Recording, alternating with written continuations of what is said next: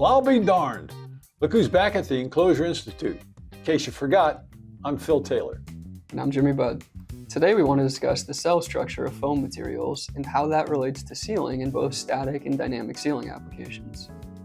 As Jimmy described way back in the first video of Module 2, foam materials are made of organic and inorganic compounds that, when combined with isocyanates, whatever those are, transforms a liquid into a fluffy solid.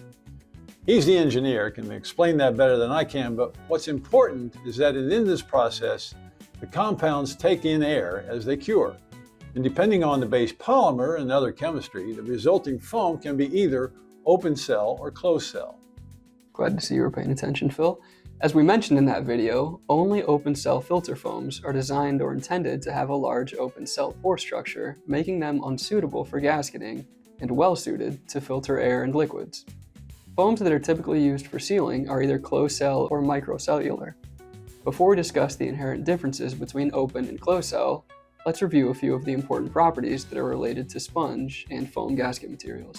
As we discussed in the third video of Module 2, compression force deflection is the force required to compress a test specimen at a specific rate of compression to a given percentage of its thickness. The number, usually expressed in PSI in our country, tells how easy or difficult it will be to compress the foam. The compression set, or C-set value, of a foam material is the percent of its original thickness that is lost after compression. There are multiple tests for compression set.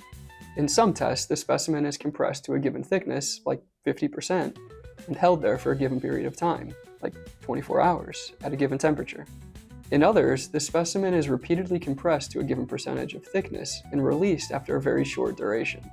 This process is repeated continuously for either a given period of time or a specified number of cycles, all the while at a controlled temperature. As foam materials experience compression set, it's said to undergo stress relaxation. In other words, it's not pushing back with as much force as it originally was able to apply. These are very important concepts and properties to consider when choosing the foam material for your enclosure gasket.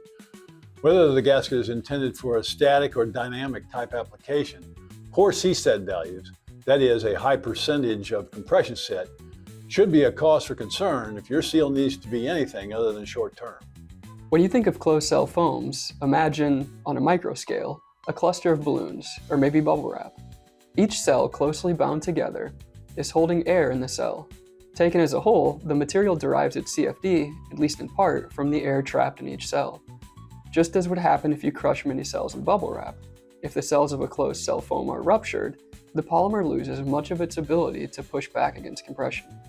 In closed cell foam made of elastomeric polymers, the cell structure can lose integrity from rupture due to overcompression. But air can also escape from the closed cell simply through outgassing over time. In microcellular foams such as Rogers PORON and BISCO foams, the cell structure is open cell, with openings so small as to be undetectable by the naked eye. Their compression force deflection is not provided by or assisted by trapped air because no air is trapped. It's also true that if uncompressed, these foams would slowly wick moisture and humidity, but they're not meant to be uncompressed in gasket applications. Microcellular urethane and silicone foams are available in an array of formulations. That said, some formulations are not recommended by Marian or Rogers for applications that are submerged underwater or subject to heavy spray. Other formulations, such as Rogers AquaPro Group, are applicable in these tough sealing applications. The size of the cells in PORON and BISCO foams are extremely small and achieve their CFD rating not from the trapped air, but from the elastomer itself. This accounts for their superior C-set values when compared to closed cell neoprene, EPDM, vinyl nitrile, PVC, or other foam types. With the help of the folks at Rogers, Marian has a simple device that demonstrates the difference in compression set between four foam types. We should emphasize that this is a marketing demo and not an ASTM test, but it can clearly demonstrate the difference in C-set between these materials.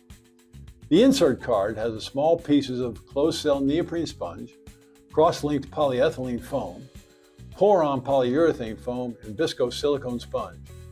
Each material is 0.375 inches thick in a relaxed state.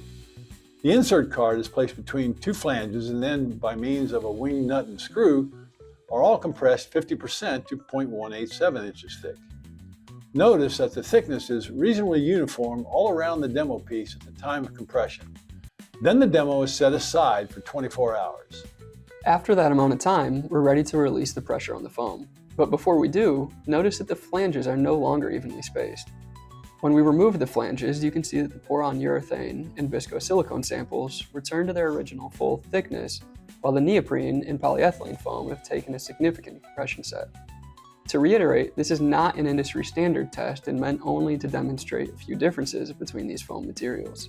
The reason the flanges were no longer evenly spaced after 24 hours is because as the neoprene and polyethylene took a set, stress relaxation caused them to lose much of their compression force deflection, while the PORON and BISCO foams did not.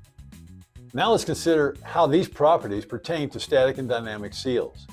As a reminder, we consider a static seal to be one that remains clamped and is reasonably locked in place in an enclosure that is not designed to be opened and reclosed repeatedly. Examples might include cell phone dust seals that prevent moisture and debris from entering the device, or an automotive sensor enclosure where the gasket protects a camera or other sensitive electronics, or a wall-mounted user interface station like we discussed in the last video. Some seals in a static application experience very little fluctuation in the sealing conditions. However, others may experience varying pressures caused by internal and external changes in temperature. Or the enclosure they're sealing may be subject to vibration or impact, which can stress the gasket along with other components inside of the enclosure. In these cases, you should select a foam material that offers the proper compression force deflection initially and maintains that force for the useful life of the device by not taking a dramatic compression set. A dynamic seal, on the other hand, is one that is expected to be compressed and released with some predictable frequency as the internal contents of the device are accessed. These seals must withstand repeated compression cycles without experiencing significant compression set to avoid stress relaxation, which will change the foam's compression force deflection, all of which could affect the foam's ability to maintain a good seal. Examples of dynamic seal applications include outdoor lighting enclosures that must reseal after bulb replacements, access panels on industrial equipment that require frequent servicing, indoor seals on hatchways that are repeatedly opened and closed. To compare foams on these important features, engineers should review data collected from reliable ASTM test methods, but be cautious. Be sure the data you're reviewing was collected by the same procedures and tests. There are more than one ASTM test procedure for compression set. ASTM D395 is a common test used in the industry, but it provides for test methods A, B, and C. We won't go through all the differences of each version, but know that the results reported can be different. And within the procedure, materials can be tested at various temperatures. The higher the temperature, the more strenuous the test. ASTM D3574 is the test for compression force deflection. The same potential variability applies here. The specimen in this test can be measured at various levels of compression, such as 25%, 50%, or even 65%. Finally, ASTM D6147 is the test for stress relaxation. This test was designed for use with vulcanized rubber materials, that is, solid rubber rather than cellular. Foam materials can be tested to this standard. However, not all foam manufacturers conduct this test or provide the test results if they do. As you will find on the technical data sheets for both PORON and BISCO foams, Rogers does provide this data. Whenever possible, we recommend that our customers test the foam gasket in real-world environments to see firsthand how their gasket and device will be expected to perform in its ultimate application. Some enclosure gaskets are meant to seal large doors or access panels. As we discussed in a previous video, Why Seals Fail Part 2, many of these openings are designed with a hinge on one side and a single door latch on the opposite side. A design like this can cause an imbalance in compression force. This makes the point on the gasket that is furthest from, or dead center between, any two clamping forces, the most susceptible point for a leak. This imbalance may also lead to warping of the door panel. To address this challenge, you might consider three things. Select a low closure force foam that is very easily compressed to minimize the stress on the closure panel to prevent bending or warping. Use a thicker foam so that the compression of the foam at the center point between clamping forces is adequately compressed to achieve a seal. And if possible, add evenly spaced clamping forces on the three sides that are not hinged. Well, that about wraps it up for today. Next time, we'll take a closer look at the conditions that will lead to the degradation of the polymers commonly used in foam seals.